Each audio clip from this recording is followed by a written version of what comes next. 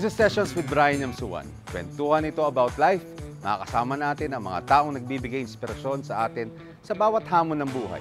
Minsan may kantahan din, tawanan, at pwede ring may iyakan. Express yourself, ika nga. Tara, magkwentuhan tayo. Sa mga nakikinig sa atin, yung kantang Ako'y Sa'yo, Ika'y Akin Lamang. Yan ang kantang nilikha ni John Bunda. Mamaya kwento ni John kung bakit may ganun.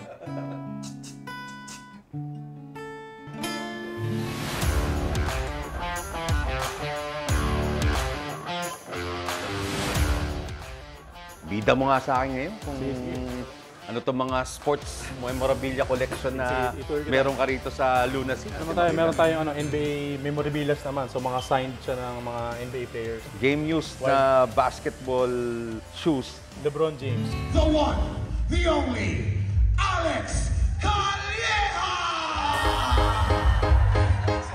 Wala pang nag-usap na nag-gold na ganito. Asa yung sok din ko kagabi?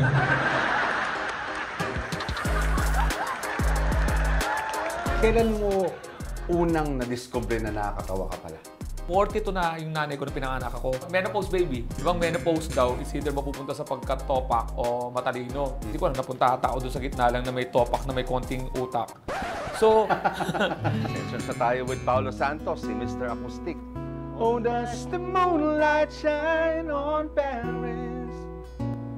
Hope this session never ends.